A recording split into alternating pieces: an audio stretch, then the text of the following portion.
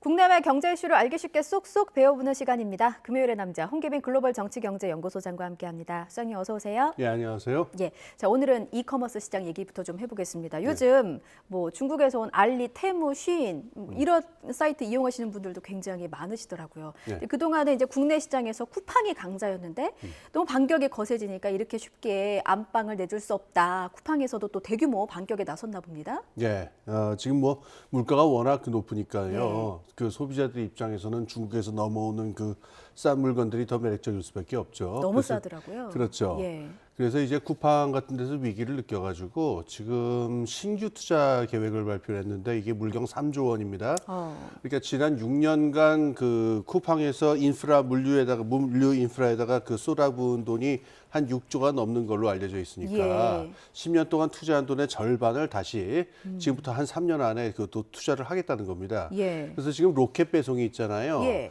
로켓 배송이 지금 국내에서 적용되는 지역이 77%인데, 예. 70% 정도인데, 요거를 2028년까지 88%까지, 그러니까는 이른바 인구 소멸 지역이라고 부르는 데까지 그 대부분 포괄을 하겠다, 이런 굉장히 야심찬 계획을 내세웠습니다. 그렇군요. 앞서 이제 쿠팡의 적자 기간이 굉장히 길었다고 하는데 이제 흑자 전환한 게 지난해란 말이죠. 네. 그런데 그동안 쿠팡 측에서 적자에 대해서 얘기한 건 이거는 계획된 적자다. 우리는 예. 다 계획이 있었다라고 말을 하고 있잖아요. 예. 새롭게 푸는 그 3조 원에 대해서는 이것도 계획된 거라고 볼 수 있겠습니까? 그렇죠. 왜 그러냐면은 쿠팡 쪽에서 발표한 바에 따르면요. 그러니까 지금 적자가 발생한 원인의 대부분 큰 원인이 이제 물류 인프라를 까는 건데 네. 이걸 또 역전시킨 계기도 뭐냐면 로켓 배송에 있어요. 이렇게 빠르게 배송할 수 있다는 것 때문에 지금 젊은 사람들뿐만 아니고 나이 드신 분들까지 지금 대부분 많이 쿠팡들을 사용을 하시게 됐잖아요. 예. 그러니까 이 로켓 배송이라고 하는 강점을 더 살리기 위해서 이 3조 원으로 말하자면 로켓 배송을 갖다가 전국적으로 확장하겠다. 이러니까는 적자가 나는 원인과 지금 앞으로 하겠다라고 하는 대책과 진단이 일맥상통한다고 말할 수가 있겠죠. 그렇군요. 쿠팡의 입장에서는 이제 그 물류 인프라를 대부분 좀 상당 부분 확보해 놓은 상태니까 적자폭을 또 줄일 수도 있겠고 그런 면에서 공격적으로 이제 투자를 한다는 보관인 것 같습니다. 자, 그렇다면 이제 쿠팡도 이렇게 공세를 하고 있고 알리에서 중국에서까지 이제 이커머스 시장이 오니까 국내 업체 중에 이마트가 네. 사상 처음으로 희망퇴직을 접수했다는 기사 참 많은 관심을 받았습니다. 결국에는 좀 실적이 부진한 탓이라고 봐야 그렇습니다. 될까요? 뭐 예. 기업 실적이 부진한 게 주요 원인이다. 이건 뭐 의심의 여지가 없고요. 네. 그러니까 지금까지 이마트가 오프라인 그 유통업체 중에서는 1위였잖아요. 순서가 네. 이제 그 순서가 이마트, 그 다음에 롯데, 그 다음에 홈플러스 이런 순서로 돼 있었는데 예. 작년에 쿠팡이 모든 오프라인 그 유통업체를 넘기고 이 맨 앞으로 나섰습니다. 예. 그리고 실적 자체로 부진하니까 지금 뭐 말씀하신 대로 15년 이상 된 그 이 직원들 희망퇴직을 받고 그다음에 뭐 정용진 이 CEO가 자기 SNS에 그동안 올렸던 거 뭐 다 지웠다 예. 이런 얘기도 뭐 들리고 그러네요. 예, 예. 근데 이제 중요한 원인은 이렇게 보는 게 아마 그 대세인 것 같은데 지금 오프라인 유통이라고 하는 것하고 온라인 유통이라고 하는 것은 그 나름의 특성이 다르거든요. 예. 그러니까 어느 한쪽에 특화하는 것이 맞지 않느냐라고 하는 건데 이마트가 그동안 취해왔었던 노선이라고 하는 거는 온라인도 잘하고 오프라인도 잘하겠다. 그래서 이 두 개를 결합하겠다. 이게 뭐 아름다운 얘기긴 한데 예. 지금 쿠팡같이 온라인 하나만으로 공세적으로 나오는 존재가 있는 상황에서 과연 그 전략이 쉽게 먹힐 수 있겠느냐.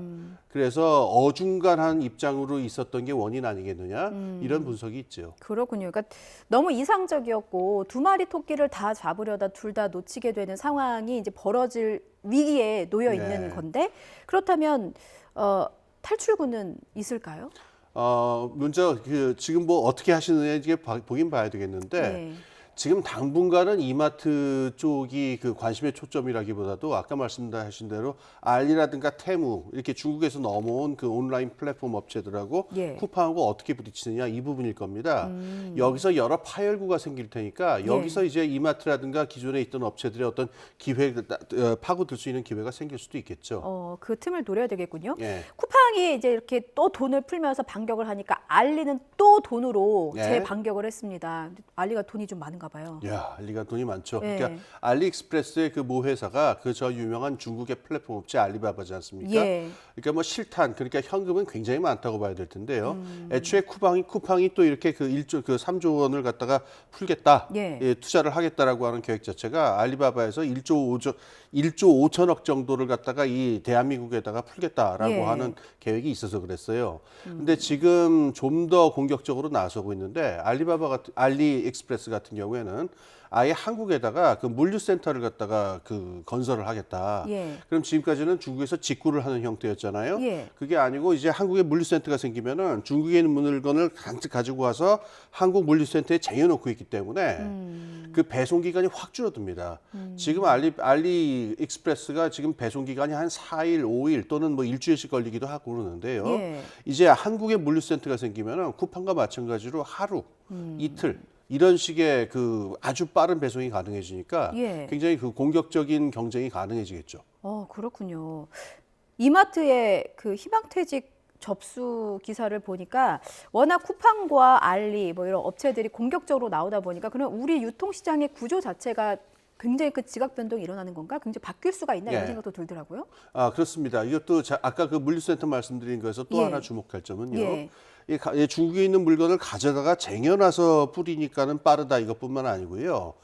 국내에 있는 생산업체들이나 국내에 있는 작은 물류업체들까지 직접 거래를 할 수가 있습니다. 그럼 지금까지 이제 쿠팡이 거기에 대해서 그 강점을 가지고 있었고 예. 국내 소비자들이 아무래도 그러니까 중국 물건보다는 한국 물건을 더 선호하는 그런 경향도 없지 않지 않습니까? 메이드 인 차이나와 메이드 인 코리아는 전혀 다르죠. 예, 그러니까 소비자한테. 중국 물건에서 약간의 예. 불신을 갖는 분들도 계시고 그랬으니까 예, 예. 어느 정도 불리함이 있었는데 물류센터가 있게 되면 한국에 있는 물건들을 갖다가 바로 구매해서 그걸 뿌릴 수 있게 되니까 쿠팡하고 차이점이 없어지게 되는 거예요. 그렇군요. 그럼 이제 그러니까 우리나라에 있어서 어떤 물류라든가 이 부분에서 구조적인 변동을 가져올 수가 있죠. 그렇군요. 여기서 드는 궁금증이 우리 시장이 그렇게 매력적인가? 왜 네. 이렇게 공격적으로 돈을 많이 투자하면서 뛰어들지? 라는 생각이 듭니다. 아, 매력적입니다. 예. 그러니까 특히 물류 플랫폼 입장에서 보면은 예. 굉장히 특이한다는데요. 애초에 쿠팡이 굉장히 많은 투자를 받을 수 있었던 것도 그 예. 한국의 특성 때문이라고 알려져 있습니다. 예. 뭐냐면은 한국이 이 구매력은 굉장히 높은 나라예요. 잘 사는 나라이기 때문에. 네. 그리고 인구 밀도가 굉장히 높습니다. 그리고 나라가 작은데도 작을 뿐만 아니라 사람들이 몰려 사는 것을 보면은 서울이라든가 수도권이라든가 몇몇 지역에 몰려 살거든요. 예. 그러니까는 만약에 생각해 보십시오. 아마존 같은 경우에 미국에서 그 넓은 망망대해 같은 미국 대륙을 그 휘저으면서 배달을 하려면 얼마나 힘이 듭니까? 그렇죠. 그런데 이 대한민국이라고 하는 곳은 이 좁은 수도권 지역만 커버한다고 하더라도 한 2천만 명 정도에게 그 물건을 가져다 줄 수 있는 인프라를 구축을 할 수가 있어요. 예. 그러니까 어떤 투자 대비의 어떤 그 수익성이라고 하는 것도 굉장히 높을 수가 있고 물류 업체에서 해볼 수 있는 이런저런 종류의 서비스라든가 실험들이 있죠. 예. 이런 것들에서 굉장히 효과적인 테스트베드, 그러니까 임상 지역의 성격이 될 수가 있습니다. 그렇군요. 그러니까 여기서의 어떤 경험 같은 거를 데이터 삼아서 해볼 수 있는 일들이 많아지니까 예. 물류 플랫폼 입장에서는 굉장히 매력적인 나라다 이렇게 볼 수 있습니다. 근데 그게 소비자 입장에서는 사실 기업들이 경쟁을 하면 좀 더 좋은 질의 상품을 조금 저렴한 가격에 볼 수 있으니까 일면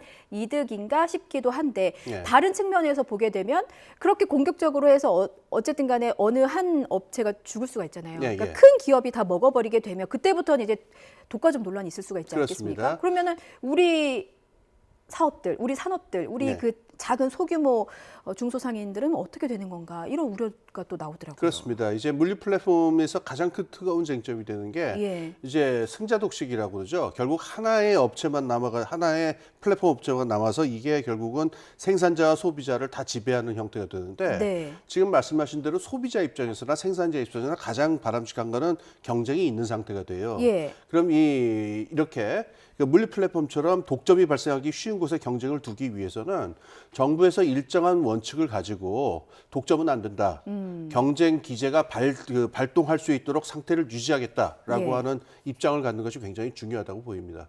지금 상태는 어떤가요? 국내 유통산업을 보호하기 위해서 좀 더 강력한 규제가 필요하다고 보세요? 지금은 이제 쿠팡하고 중국 업체하고의 이런 경쟁이 있으니까 정부에서 최근에 발표한 거는 알리라든가 테무 같은 그 외국 업체들이 그 위치를 이용해서 누리는 이점들이 있어요. 예. 뭐 전형적인 게 우편 시스템 같은 경우인데 이런 경우에서 역차별이 발생하지 않도록 하겠다라고 하니까 일단 쿠팡 쪽을 갖다가 좀 보호하는 그런 식의 어떤 조치를 발표한 것 같아요. 예. 근데 이게 그 어느 한쪽에다가 무조건 힘을 실어줘가지고 독과점을 유지하는 그런 쪽으로 가는 것은 바람직하지 않다고 생각합니다. 예, 적절히 규제할 필요성이 있어 보이고 또 우리 산업도 보호해야 되고 여러 가지 좀 고려해야 할 사항들이 많은 것 같습니다. 다음 소식도 짚어보겠습니다. 환율 시장 얘기를 좀 해볼게요. 원달러 환율이 5개월 만에 한 심리적 마지노선이라고 부르는 1,350원을 돌파했습니다. 혹시 왜 이렇게 오르는지 궁금하더라고요. 제일 중요한 이유는 이제 원화가 떨어진다기보다도 예. 뭐 같은 얘기 될 수 있습니다만은 달러가 지금 워낙 강합니다.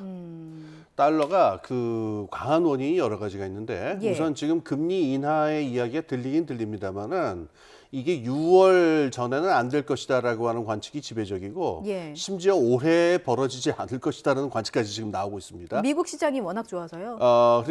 그러니까는 미국이 경쟁세가 워낙 견조하기 때문에 예. 중앙은행이 이렇게 겁을 먹을 필요가 없다. 고금리 기조를 좀 더 유지해서 확실하게 인플레를 잡을 그런 동인이 더 크다라고 하는 발언들이 지금 나오고 있거든요. 그렇군요. 그래서 지금 금리를 인하의 시점이 뒤로 밀린다라는 이유도 있고 그다음에 미국이 지금 IRA 그러니까는 인플레이션 감축법이라든가 바이든 정권에서 굉장히 공격적인 제조업 육성 정책을 썼기 때문에 미국의 제조업 쪽으로 투자도 굉장히 많이 이루어지고 그래서 고용이라든가 투자 같은 부분이 굉장히 지금 상황이 좋습니다. 그래서 미국의 경제 성장세가 그러니까는 예측한 것보다 같이가 계속 웃돌고 있어요. 그러니까 미국 쪽으로 돈이 계속 들어오고 반면에 엔화라든가 그 유로화 같이 미국의 달러 인덱스라고 있어요. 그러니까 미국 달러화의 가치를 구성하는 일종의 바스켓인데 이걸 구성하는 통화들의 환 가치는 오히려 떨어지고 있습니다. 그러다 보니까 달러화가 강할 수밖에 없게 되고 이래서 돈이 더욱더 달러로 몰리게 되고 원화의 가치는 떨어지게 되고 이런 일이 벌어진 거죠. 그렇군요. 지금 뭐 미국에서 산업이 좋을 수밖에 없는 여러 가지 이유, 그러니까 IRA, 인플레이션 감축법이라든지 제조업에 대한 투자라든지 이런 부분들을 좀 짚어주셨는데 그만큼 이제 돈을 푼다는 거 아니겠습니까? 그러다 보니까 어제 발표된 미국의 작년 4분기 성장률을 보니까 3.4%더라고요. 근데 이렇게 보면은 뭐 나 혼자 산다 수준이 아니라 나 혼자만 잘 산다 뭐 이런 느낌이긴 합니다. 그러니까 미국과 우리나라의 어떤 경제 지표 차이가 너무 커서 우리 괜찮나라는 걱정이 들더라고요. 그러니까 경제 지표 차원보다도 이제 그것보다 좀 더 근본적인 문제일 수 있는데 구조적인 어떤 하나의 그 분업 체제로 나타날 가능성도 있죠. 그러니까 지금까지 한 5년, 10년 동안 중국하고 미국 사이에 무역 구조의 변화가 있지 않았습니까? 그럼 당연히 그 사이에 있었던 한국도 중국하고 미국하고의 관계에서 어떤 위치를 점하느냐에 지금 변화가 있게 되는데 지금 나타나는 환율이라고 하는 게 그러니까는 일시적인 거라기보다도 지금 이렇게 미국의 그 경제의 펀더멘털 자체의 변화에서 하고 관련이 있기 때문에 어쩌면 구조적인 변화를 반영하는 것일 수 있다. 그러니까 이게 상당 부분 그 지속적인 하나의 규범처럼 될 수 있지 않느냐 이런 관측이 있다는 거 기억할 필요가 있습니다. 그러면은 원달러 약세 현상은 그러니까 그 환율은 더 오를 가능성이 상당히 더 열려 있다고 봐야 되는 걸까요? 그렇죠. 그러니까 원화 가치가 더 떨어질 가능성도 있고, 그다음에 그 전에 있었던 우리가 기억하던 5년 전 그 팬데믹 이전의 환율로 되돌아갈 가능성은 좀 적지 않은가 이런 관측이 있다는 말씀입니다. 그렇군요.